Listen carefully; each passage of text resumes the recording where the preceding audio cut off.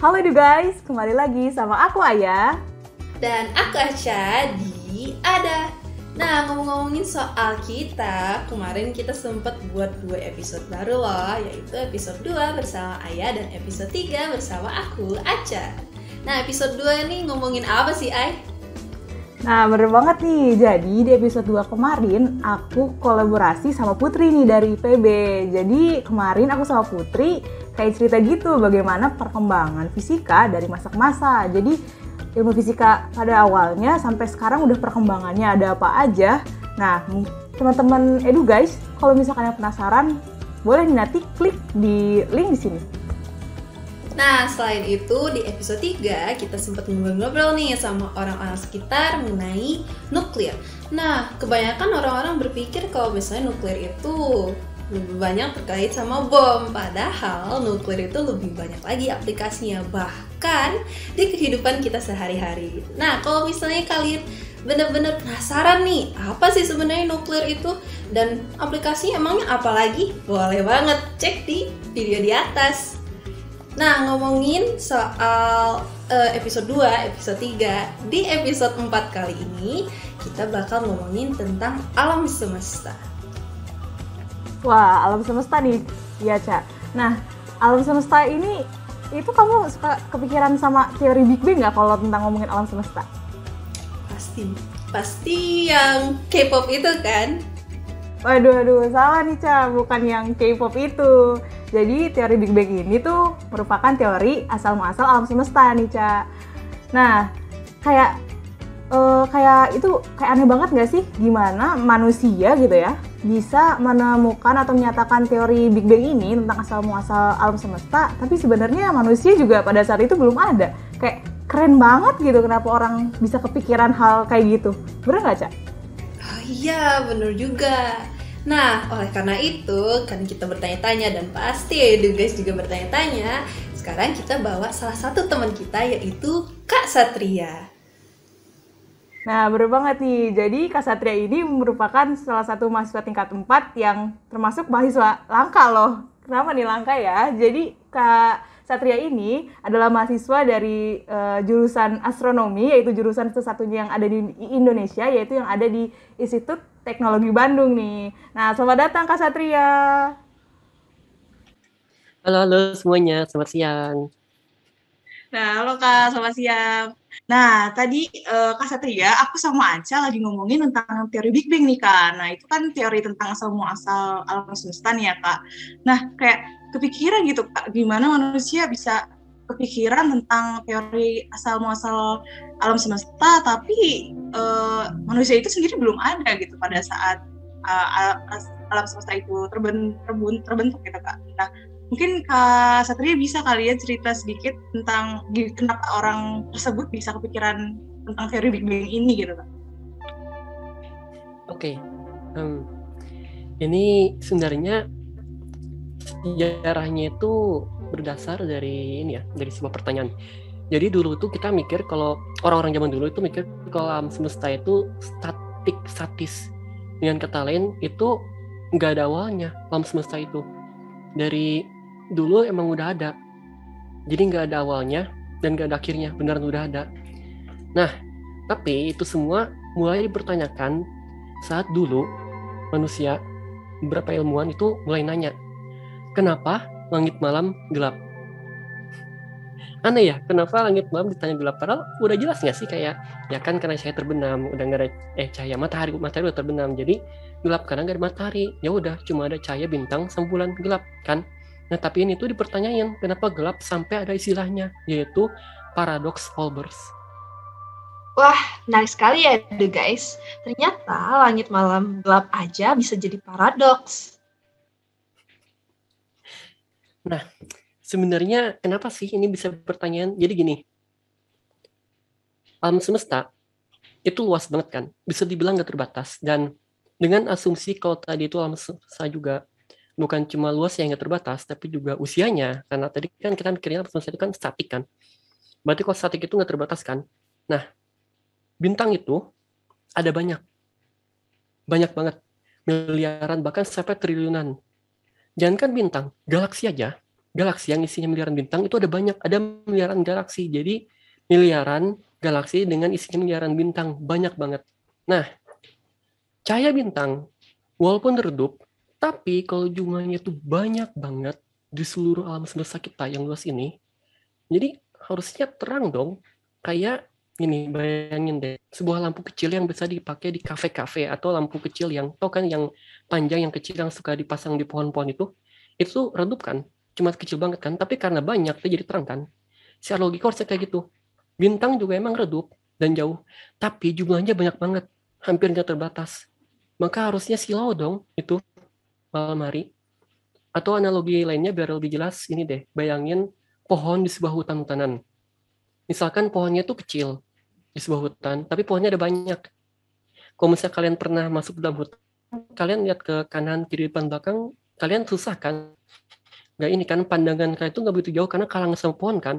Walaupun pohonnya itu kecil, tapi ada banyak banget karena itu satu hutan, pohonnya ada banyak kan. Nah, kayak gitu. Jadi harusnya malam hari itu terang, bahkan silau, karena ada banyak banget cahaya dari bintang. Nah, ini awalnya jadi paradoks. Orang-orang mulai pertanyakan, mulai paham. Oh iya, bener juga. Kenapa bisa? Akhirnya ada banyak asumsi. Kayak misalkan ternyata alam semesta itu kecil, jadi nggak terbatas, tidak terbatas itu. Jadi bisa jadi nggak silau pas malam itu karena emang kecil bintangnya sedikit. Nah, ada juga asumsi lain yang itu paling kuat, yaitu karena umur alam semesta itu nggak statis. Umur alam semesta itu tidak terbatas. Maksudnya gimana? Maksudnya gini, cahaya itu perlu waktu untuk nyampe ke kita kan. Cahaya itu punya kecepatannya sendiri. Dan kecepatannya itu tinggi banget, sekitar 300.000 km per detik. Itu cepet banget. Dalam 1 detik, itu kita udah bisa ngelilingi bumi sampai berapa kali ya? Sampai 7 atau 8 kali. Itu kayaknya cepet banget. Itu saking cepetnya. Nah, gini. Kenapa kita bisa menjawab ini dengan asumsi kalau alam semesta itu mulai terbatas? Karena jadinya simple. Alasan kenapa malam hari itu tidak silau karena banyaknya cahaya dari triliunan bintang itu karena cahaya dari bintang-bintang tersebut belum nyampe ke kita. Kenapa belum nyampe ke kita? Karena alam semesta itu usianya terbatas. Jadi gini, kalau misalnya alam semesta usianya terbatas, usianya nggak terbatas, udah ada dari dulu, berarti otomatis semua cahaya dari bintang tersebut harus udah nyampe kita. Karena si cahayanya udah menempuh waktu yang tidak terbatas. Tapi karena umur alam semesta terbatas, jadinya mereka tuh belum pada nyampe karena mereka menempuh waktu yang terbatas. Itu sesederhana itu. Oke, nah itu tadi dari awalnya kenapa orang akhirnya yang tadinya mikir kalau alam semesta itu usianya nggak terbatas, statis, jadi mikir ternyata usia alam semesta itu terbatas karena ada awal mulanya. Nah, sedangkan kalau ini teori Big Bang yang pastinya udah familiar, itu tuh awalnya ditemukannya itu dari Edwin Hubble. Edwin Hubble itu astronom Amerika. Itu pas tahun 1920-an, 1929. Dia itu mengamati bahwa alam semesta itu, objek-objek di alam semesta, galaksi-galaksi lain, itu tuh menjauh. Menjauh semuanya. Beneran kita ngeliat ke atas sana, ke sini, semua itu menjauh. Semuanya itu menjauh ke semua arah. Nah, coba kita bayangin. Semua objek di alam semesta itu menjauh, mengembang ke semua arah. Kalau misalnya kita, ini logika sederhana ya. Kalau misalnya kita rewind, misalkan itu sebuah video, terus kita rewind berbalik, berarti yang tadinya mengembang ke semua arah, jadi menyusutkan. Dari situ, kalau kita terusin, mereka menyusut, dan menyusut, maka ada satu saat di mana mereka itu benar menyusut sampai menjadi sebuah titik, ya enggak? Nah, dari sinilah mereka itu punya ide bahwa alam semesta itu dulu bermula dari sebuah titik yang mengembang. Dari sinilah kita dapat teori Big Bang, gitu. Sesederhana itu. Dari data bahwa alam semesta itu mengembang, berarti dulunya itu pernah menyusut jadi dari sebuah permulaan kayak gitu.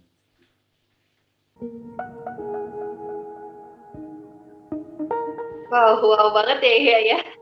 Jadi kalau begitu, setelah Big Bang itu terjadi, apakah kita tuh langsung mendapatkan alam semesta kayak sekarang atau kayak ada proses terlebih dahulu gitu Kak? Nah itu tuh ada banyak prosesnya ya. Kayak ada pas proses itu pemisahan energi fundamental, terus ada proses nukleosintesis, ada proses rekombinasi. Itu sebenarnya rumit banget, tapi gini deh biar gampang.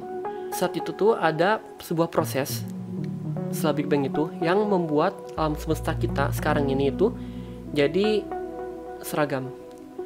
Maksudnya gimana? Maksudnya gini seragam tuh. Kalau kita lihat ke samping, ke kanan, depan, kiri, belakang kita di alam semesta, semuanya tuh kelihatannya sama, kayak mirip-mirip itu seragam. Gini deh, biar gampang, bayangin sebuah latte.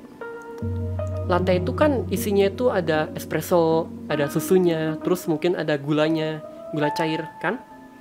Nah, saat kita numpangin semua itu ke dalam, nah betul kan? Saat semua itu ditumpangin ke dalam gelas, itu nggak langsung nyatu jadi latte yang warnanya coklat muda kan? Ada warna, nah kan? Bayangin, ini pasti kebayang karena ini minuman kita sehari-hari ini. Ada bagian yang lebih gelap, yang karena espresso. Ada bagian yang lebih putih karena susu, dan ada bagian yang mungkin transparan karena gula cair tersebut. Jadi itu masih kelihatan perbedaannya kan? Nah, itu nggak langsung nyampur. Tapi itu langsung jadi nyampur, langsung jadi coklat muda setelah kita melakukan sesuatu. Diapain coba? Iya, bener, diaduk. Nah, kalau nggak diaduk itu nggak akan nyatu-nyatu. Ya mungkin bisa nyatu, tapi entah kapan. Tapi karena kita diaduk, jadi ada sebuah gaya, ada sebuah peristiwa yang ngebuat semua itu jadi sebuah kesatuan yang padu. Yang tadinya warnanya itu ada yang lebih gelap, lebih putih, ada yang transparan dari gula cair tadi, jadi sebuah kesatuan yaitu coklat muda. Nah, dulu juga ada yang ngebuat alam semesta itu menjadi kayak gini. Proses tersebut ibaratnya ngaduk kopi. Kalau dalam semesta itu namanya inflasi. Bukannya inflasi itu kayak berhubungan sama ekonomi ya, kayak bukan berhubungan sama alam semesta. Nah, Gimana tuh Kak? ya, konsepnya mirip-mirip kayak inflasi itu kayak apa ya? Sebenarnya kalau di ekonomi aku juga nggak begitu paham ya. Tapi kan kalau misalnya di inflasi dalam ekonomi itu kan kayak ini kan, kayak inflasi naik kan, sesuatu yang menjamur, sesuatu yang booming naik gitu kan. Ya kurang lebih di alam semesta juga sama. Jadi inflasi itu sebuah proses yang mempercepat berkembangnya alam semesta. Nih ya, alam semesta kan tadinya sebuah titik yang kita sebut dengan singularitas. Titik ini tuh beneran titik dimana masanya tuh nggak terbatas, sebuah titik. Nah dari titik ini tuh dia langsung berkembang cepet banget. Nah biar jelas gini deh, bayangin aku punya sebuah gambar foto orang, misalnya foto digital, dimana fotonya itu warnanya hitam putih. Kalau misalnya kita lihat foto ini dari jauh, kelihatan kalau ini tuh foto orang kan. Kita bisa lihat mukanya, kita bisa tahu dia siapa, kita bisa tahu bajunya, dia pakai baju apa. Tapi kalau misalnya kita zoom in, terus kita zoom in sampai cuma kelihatan pixelnya, apa yang kita lihat? Pixel doang kan? Dimana pixel ini tuh warnanya mirip semua, ya kan? Coba bayangin, tadi kan warna hitam putih, pixelnya tuh warnanya mirip-mirip kan, abu-abu semua. Tapi ada yang lebih hitam, ada yang lebih gelap, ada yang lebih terang, gitu kan? Tentunya itu beda, tapi secara keseluruhan kelihatannya sama, kayak semua pixel yang warna abu-abu semua. Nah, ini juga sama. Bayangin nih alam semesta yang dari titik, dia tuh mengembang sampai jadi luas banget, saking luasnya sampai gedenya, saking luasnya tuh saking ke stretchnya sampai seakan-akan pas kita lihat ke sekitar itu semuanya sama. Ibarat gambar tadi, saking di zoom innya, jadi kelihatannya cuma sama pixel dan warnanya abu-abu. Kayak gitu. Nah, inflasi ini tuh cepet banget. Prosesnya itu luar biasa. Gini, bayangin sebuah jarak nih ya, 1 meter nih. Aku punya 2 titik yang jaraknya 1 meter. Ini mungkin gak akurat, tapi bayangin aja 1 meter. Nah, dalam waktu 10 pangkat minus 33 detik, itu berarti 1 miliar triliun kali lebih cepat dari 1 detik. Dalam waktu yang luar biasa singkat itu, jarak yang tadi cuma 1 meter langsung berkembang jadi sejauh 50 juta kali jarak dari kita ke galaksi Andromeda. Itu tuh sejauh gini, dari kita ini ke galaksi Andromeda itu jaraknya 2,5 juta tahun cahaya, di mana 1 tahun cahaya itu sama dengan 9 triliun kilometer. Berarti 9 triliun kilometer dikali 50 juta dikali 2,5 juta itu hanya dalam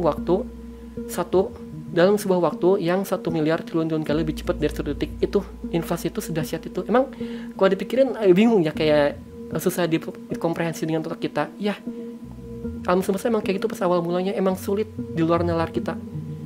Saya batu inflasi itu. Wah, kan tadi katanya itu sampai 50 juta kali ya, kayak cepet banget gitu. Nah, tapi kan bukannya nggak ada benda yang bisa melaju lebih dari kecepatan cahaya nih. Gimana itu, Pak, maksudnya? Nah, iya. Oke, itu bagus. Pertanyaan ini bagus. Jadi gini, memang nggak ada yang bisa memiliki kecepatan cahaya, tapi ingat itu hanya berlaku untuk materi dan energi. Sedangkan ini, yang terjadi itu adalah pengembangan alam semesta ini adalah pengembangan ruang, di mana ruang ini tuh bukan materi dan energi. Jadi ruang ini tuh nggak terikat dengan hukum tersebut. Materi dan energi itu ada dalam ruang.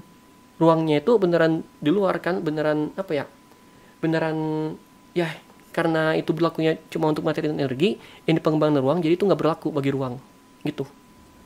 Wah, keren banget ya tadi, kayak kita tadi abis ngedengar penjelasan Kak Satria, kayak wah ternyata keren banget nggak sih, Ca?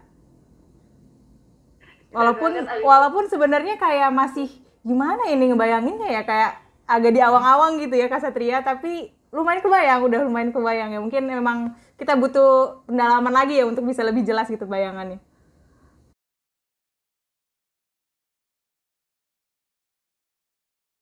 Ya sih, itu emang absurd banget, tapi ini ya, kalau balik intinya gitu, intinya kalau misalnya kita bingung kenapa sih inflasi itu bisa bikin alam semesta jadi seragam, intinya yaitu ibarat tadi gambar yang foto yang kita zoom in dia jadi cuma kelihatan pixel doang. Ini ya mirip-mirip kayak alam semesta, dia diperbesar, mengembang terus sampai kelihatannya seragam kayak gitu. Nah, oke. Berarti kan kita udah tahu nih sejarah dan proses yang terjadi di alam semesta saat umurnya masih sangat muda lah ya disebut kita. Nah, sampai umur 10 pangkat min 32 ya setelah Big Bang itu, selanjutnya apa sih yang buat kita tuh dapat alam semesta seperti sekarang ini, Kak? Oke. Proses yang dialaminya adalah pendinginan. Dulu pas alam semesta itu awal tercipta dari Big Bang, itu panas banget alam semesta itu. Panas banget karena itu energinya tinggi banget dan padat. Ingat, padat itu berkebalikan, kerapatan itu berkebalikan dengan suhu.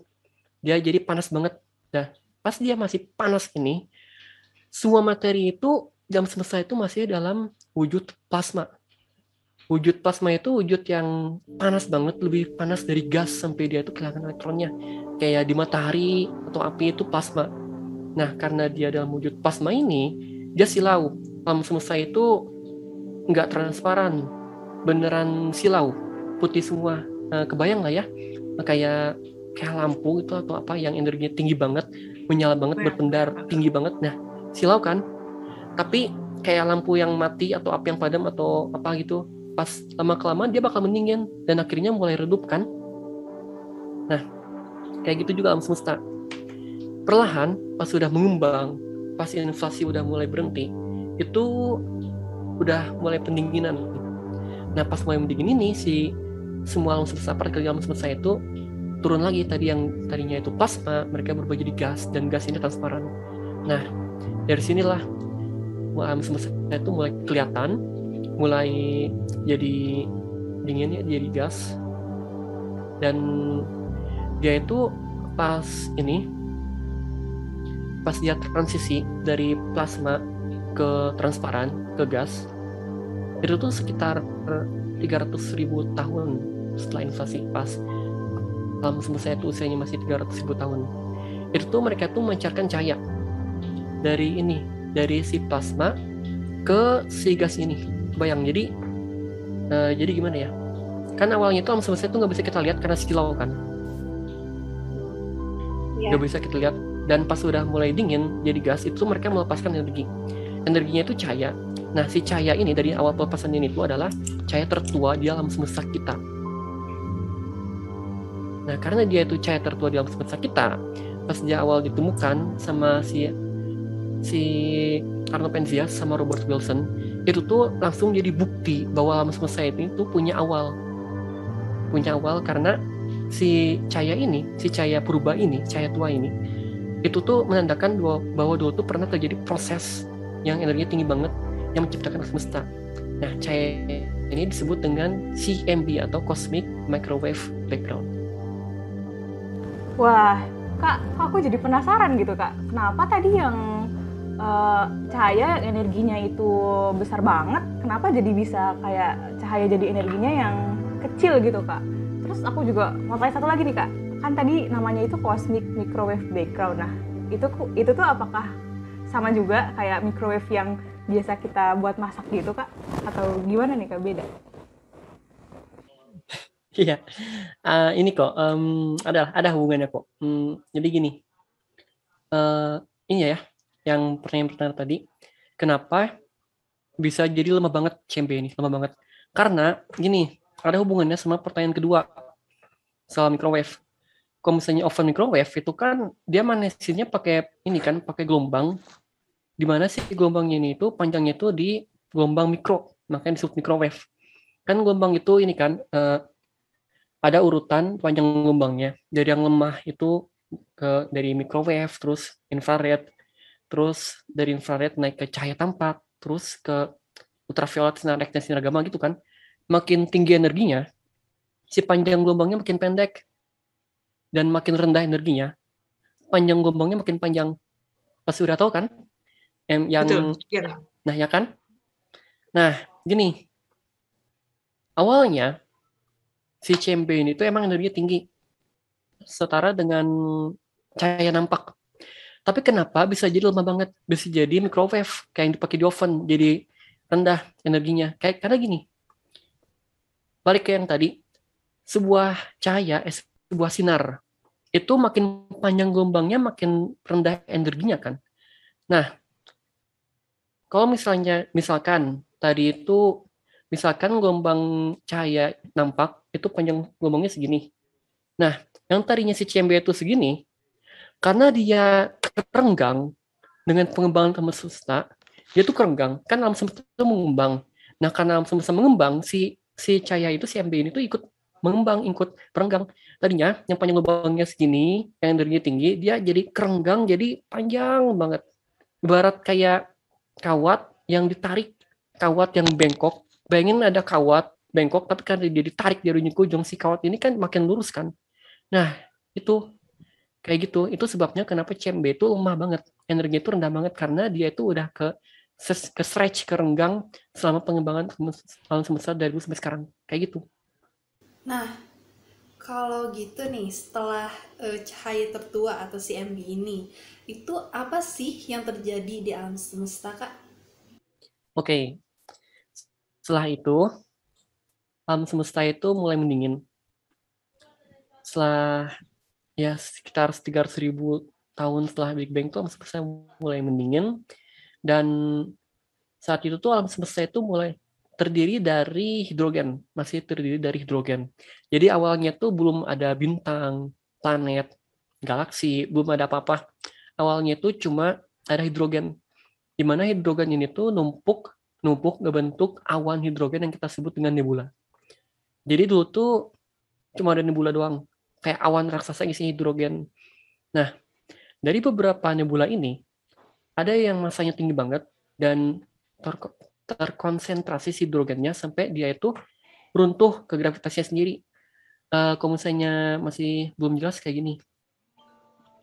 Bayangin sebuah awan hidrogen yang ada satu titik di mana si hidrogen itu beneran menggumpal. Saking menggumpalnya itu kan ada gravitasi ya. Ada gravitasi yang ngebuat mereka itu kayak menyusut gitu kan, runtuh ke dalam. Nah, di beberapa titik itu hidrogennya tuh begitu banyak, begitu terkonsentrasi sampai mereka itu runtuh dan membentuk sebuah gumpalan. Nah, gumpalan hidrogen ini itu yang akan jadi bintang. kita menyebutnya dengan protostar alias bakal bintang. Nanti si gumpalan ini tuh bakal terus terkonsentrasi dan menumpuk membulat sampai saking tertekannya sampai di pusat, jadi intinya itu tuh terjadi reaksi fusi di mana semua hidrogen itu tuh bertumbukan, nabrak, numbuk, dan sesuai dengan reaksi fusi mereka itu numbuk membentuk atom yang lebih berat, yaitu helium. Setelah hidrogen itu helium kan. Nah, jadi gitu awalnya saat semuanya itu hidrogen, mulai terbentuk bintang-bintang. Si bintang-bintang ini menjalankan reaksi fusi membentuk si hidrogen itu dari si helium. Maksudnya menjadi helium. Nah, setelah itu, si helium ini juga bakal difusi lagi, ngebentuk materi yang lebih berat lagi, sampai ke karbon, nitrogen, dan logam berat kayak besi dan lainnya, sampai terciptalah logam-logam yang lebih berat. Nah, pada akhir masa si bintang ini, mereka itu ada kemungkinan saat matinya mereka itu akan meledak dengan peristiwa yang kita sebut dengan supernova. Saat dia mengalami supernova, dia akan meletus, dan karena dia meledak, si elemen-elemen berat ini, logam-logam ini tuh bakal kelempar dan kesebar ke seluruh alam semesta. Nah, jadi tadinya nebula yang isinya cuma hidrogen, sekarang jadi kecampur sama elemen yang berat, kecampur sama logam-logam kayak besi, silikon, atau apa. Jadi, dan si nebula ini yang udah kecampur itu membentuk bintang lagi. Nah, si bintang ini itu mengalami reaksi fusi dan membentuk elemen yang lebih berat lagi. Begitu prosesnya sampai akhirnya ke alam semesta yang sekarang, di mana ada banyak sekali elemen yang lebih berat. Itu jadi awalnya yang cuma hidrogen sama si bintang itu diolah, dimasak gitu, dibuat jadi elemen yang lebih berat.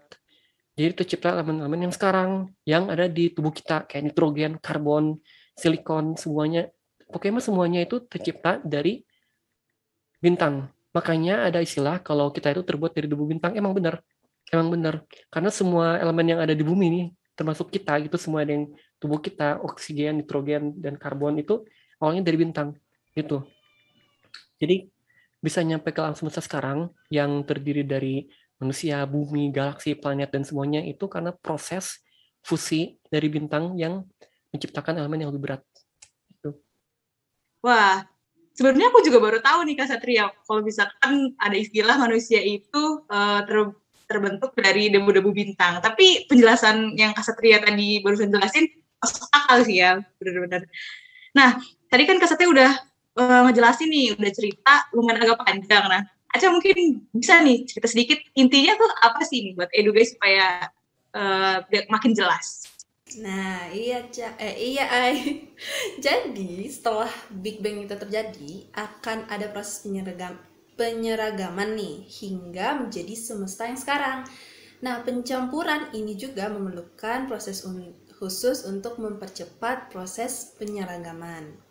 Nah, proses penyeragaman ini juga disebut sebagai konsep inflasi, yaitu proses pengembangan yang sangat cepat. Nah, proses selanjutnya dari pembentukan alam semesta ini dinamakan pendinginan. Ada pendinginan, di mana proses ini terjadi akibat seiring pengembangan yang terjadi, alam semesta menjadi semakin renggang, dan terakhir alam semesta yang semakin dingin ini barulah mulai terbentuk bintang hingga galaksi. Seperti itu, Ai. Nah, tadi kan kita udah ngomongin tentang teori Big Bang nih ya, Kak. Nah, tapi gimana nih, Kak, kalau misalkan untuk alam semesta yang sekarang kita sedang tinggali gitu ya. Gimana nih, Kak Satria? Oke, kalau untuk alam semesta yang sekarang, itu mulai ada sesuatu yang lebih menarik lagi.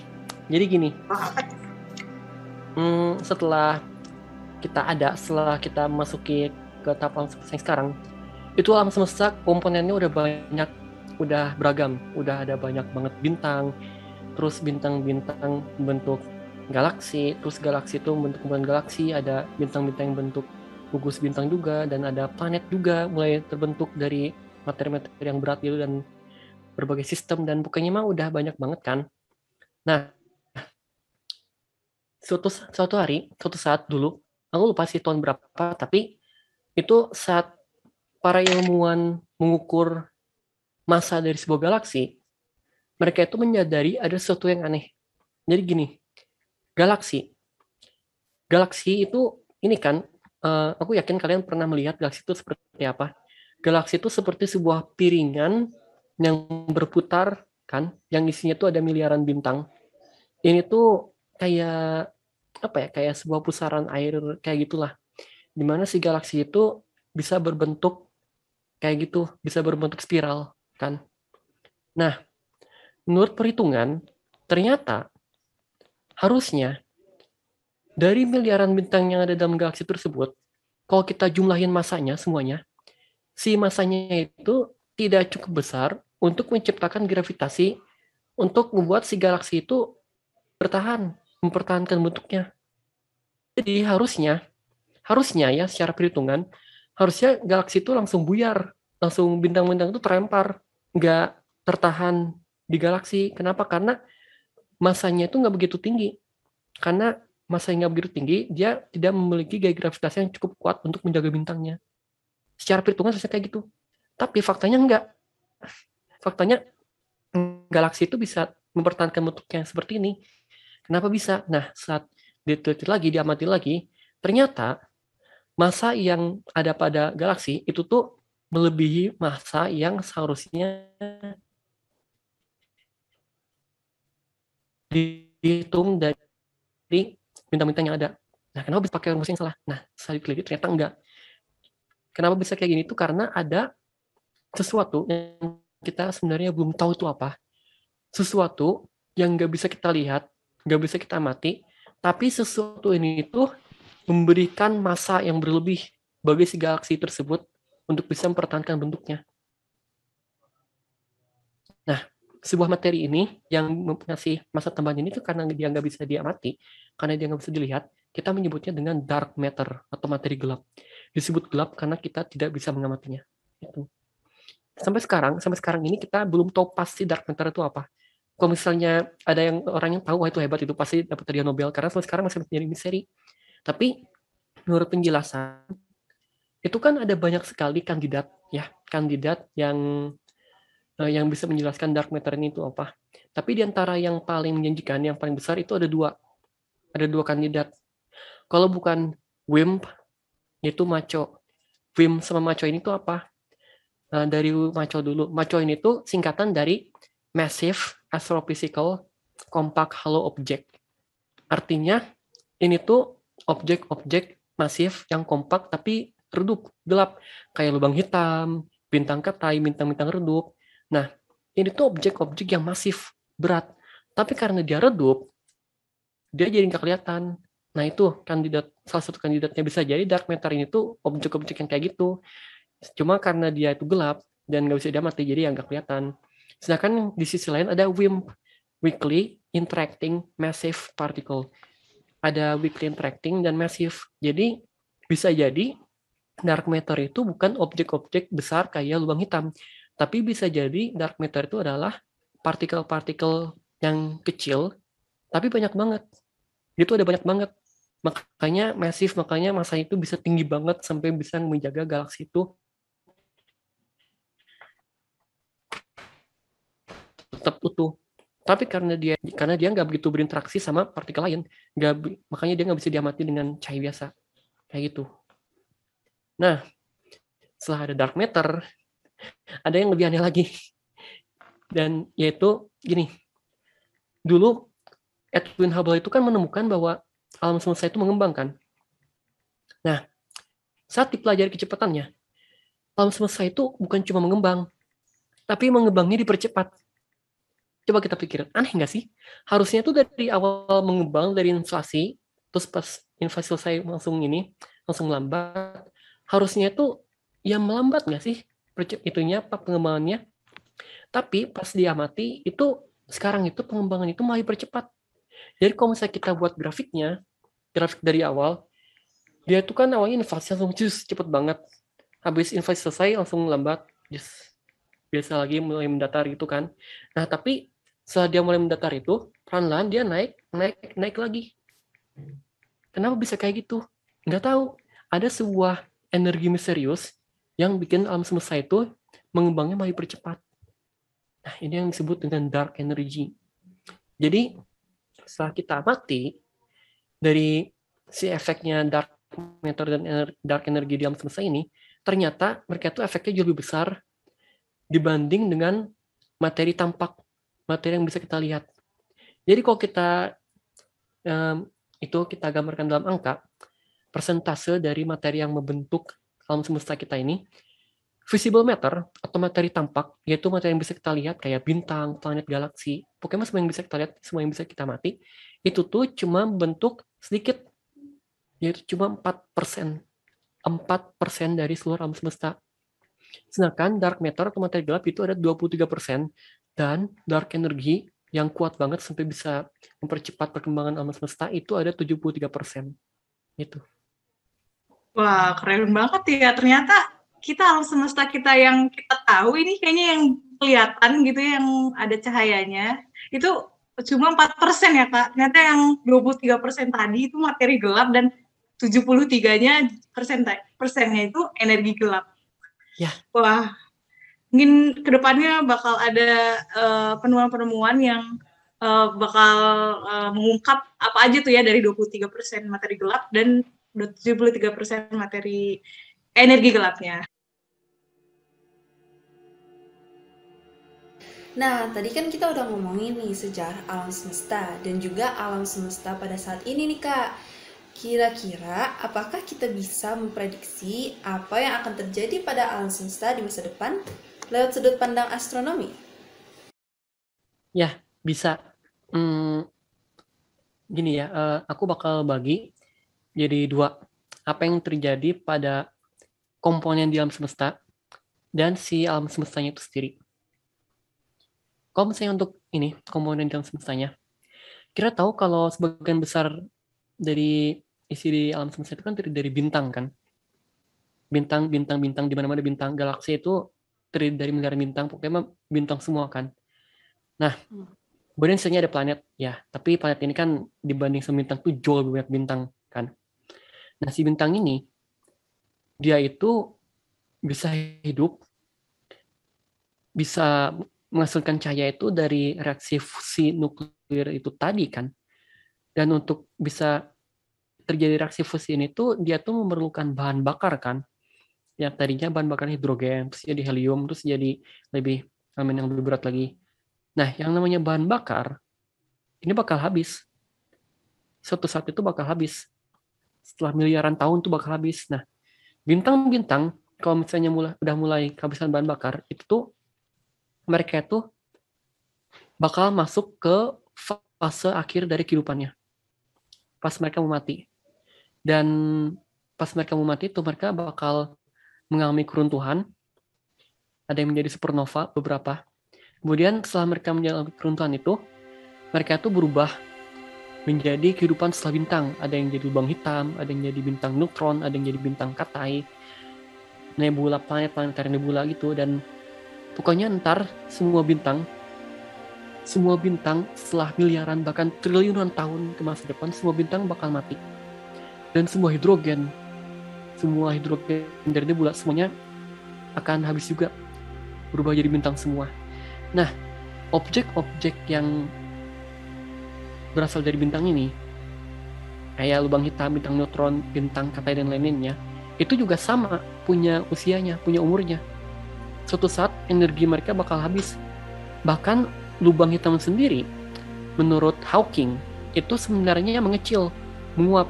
Jadi kayak menguap gitu maksudnya. Jadi ada umurnya juga. Nah, jadi pas semua bintang udah pada mati, udah pada memasuki fase hidup setelah bintang, itu alam semesta itu menjadi dingin dan redup.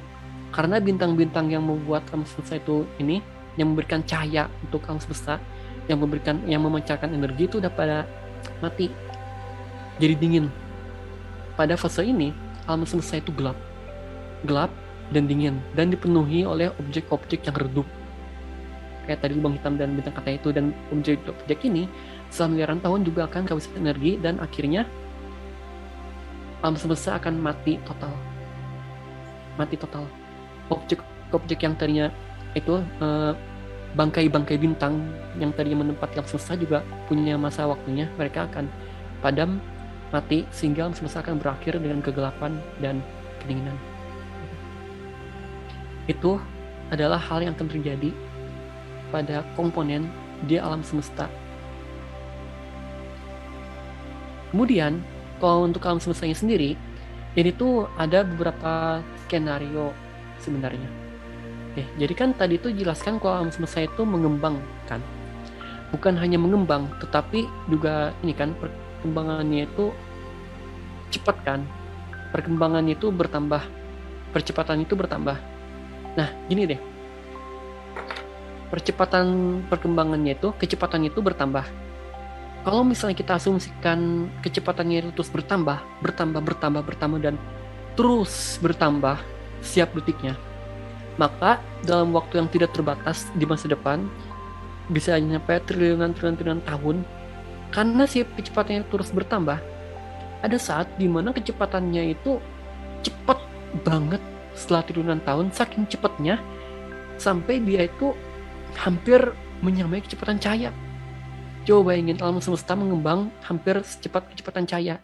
Nah, kalau misalnya bahkan tembus lebih cepat dari kecepatan cahaya, sampai cepat banget, yang terjadi apa? Saking cepatnya alam semesta mengembang, sampai atom-atom pun langsung robek, langsung lepas. Atom-atom itu langsung terdisintegrasi ya sebutannya, iya langsung robek, lepas gitu. Itu terjadi, alam semesta langsung apa ya namanya, langsung robek gitu, semua atom-atomnya yang membentuk planet, yang membentuk apapun yang ada dalam semesta saat itu langsung lepas semua. Nah, peristiwa ini disebut dengan Big Rip, robekan besar. Itu. Ini akan terjadi jika alam semesta terus berkembang dipercepat. Itu Big Rip. Nah, skenario lainnya adalah kalau misalnya suatu saat itu alam semesta percepatannya itu berhenti, jadi kecepatannya itu yang tadinya itu menambah malah melambat. Nah, karena masa terus bertambah, kita kan tahu, tadi aku udah jelasin kalau bintang itu kan bintang itu berevolusi menjadi materi yang lebih berat kan. Materi-materi yang kayak hidrogen dan helium yang ringan itu kan difusi jadi yang lebih berat, jadi logam kan. Berarti otomatis masa dari alam semesta itu bertambah kan. Nah, masa dari alam semesta itu bertambah. Kalau tadi kecepatannya itu bukan terus bertambah jadi Big Rip, tapi kecepatannya itu malah melambat dan malah jadi negatif, itu ada kemungkinan masa alam semesta itu lebih besar, lebih berat, sehingga si gaya gravitasinya itu lebih kuat di gaya pengembangan alam semestanya. Jadi gini, kebayang nggak ya?